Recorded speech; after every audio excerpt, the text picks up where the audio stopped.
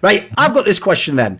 Try and speculate forwards, project forwards. Now that we know there's no LS, and we're assuming, some elements of this staying as much as people bought into it, but I'm guessing they become more like just an LCS team with really good players again. What actually happens to Cloud9 now? I mean, I know some people, interestingly enough, LS was almost their only angle. Otherwise, they all thought Team Liquid had, the fucking Exodia team or whatever on paper. I thought it was a bit overrated, but I get what people mean. It's a pretty good line on paper. What happens now, Yaska? What happens to Cloud9 beyond this, do you think? Can they be the best team, for example? Do you think they win LCS? So I thought before they had the potential of beating Team Liquid, but now I don't necessarily think that. I think that they're probably weaker individually in places where it matters against Team Liquid, which is the biggest potential hurdle of winning an LCS title. I think that there's still a potential chance, but overall, I think they'll probably potentially make the finals. They'll probably make the finals, and I really kind of see not high ceilings for them at this point, just because of how many weaknesses and how disjointed the team is. If the team is going to succeed, it's going to be, they're still all bought into the LS system, but they're just doing it with LS spiritually as opposed to LS physically there with them.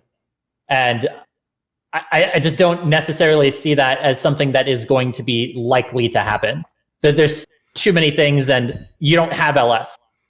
And I just think that they're going to be a good LCS team. What do you think, Kira? Where would your projections be for the team?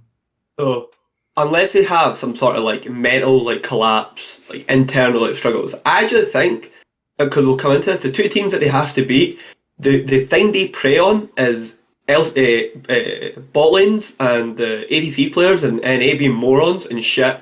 And I don't think they're going to get that from C9, because I think quite highly of Berserker. And so I actually think fundamentally they match up quite well against the people that they have to beat, the other elite teams. Because the way that they two teams win most of their games, C9 might not actually give them those openings. And when I look at these other teams, a lot of it's going to, we've ended up at one of these points where basically NA's going to come down to key team fights. They set up for these key team fights and who executes on them better than the other team. And I think, you could put C9's name in that ring. We'll need to see a bit forward. I think, same as Yasuke, they can be in the finals. I think they could maybe even win finals. I think it would be very, very, very close if they do. But it's hard to say. I will say that is actually just one angle that I just sort of thought of, is that both Cloud9 and Team Liquid, I feel like their best pieces are the same in that their bot lanes are both good and their top lanes are both good. So they do clash well to where I feel like the biggest Team Liquid win conditions wouldn't necessarily be able to come to fruition because they are against a solid rock to go against.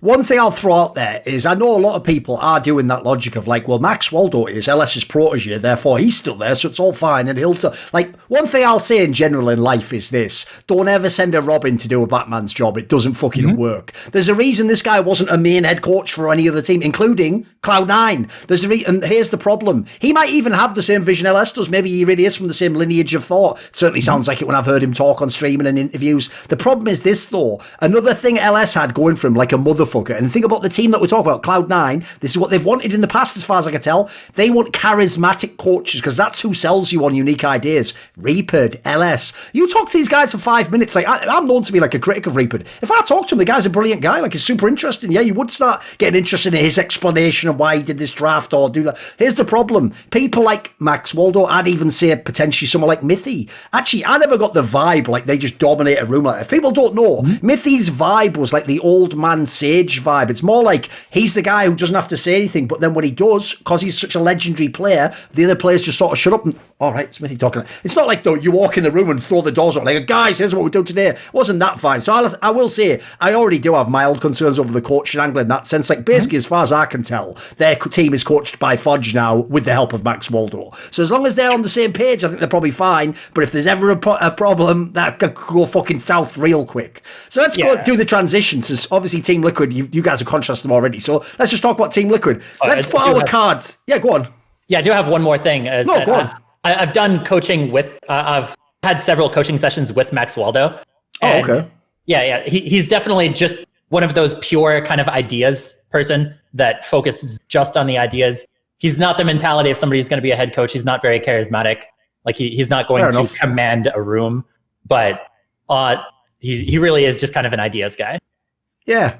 And if people don't get the premise there, even if the idea is good, it's how you sell people on it as to whether they do it or not. Like the joke is, in fact, the funny thing is now he's obviously on one of the best teams, but when everyone, as I always reference on shows, because it is true, not only on shows did people mildly used to flame Yamato Cannon when he was the coach of the smaller LEC teams, but mate, the experts behind the scenes used to fucking be so bitter to that guy because their perception was like, oh, he just has a good voice, he just seems cool, you know, like he doesn't know as much about me about the game. And I used to tell them, yes, dumb fuck, but the difference is if I send you into a room with some of Europe's best players and you start awkwardly and coughing and nervously like writing on a chalkboard, they're not even going to listen to you, mate. They're not. You'll never get to the end of the idea. Whereas if he really does walk in and he has presence and he looks slick and he has the voice and the confidence and the oomph, that instantly you're going to at least listen, even if you think it's nonsense. Like it's a different vibe. Want to see more cool, funny, interesting clips based on topics from my content? Well, subscribe to this channel then, or, you know, be a pleb and don't.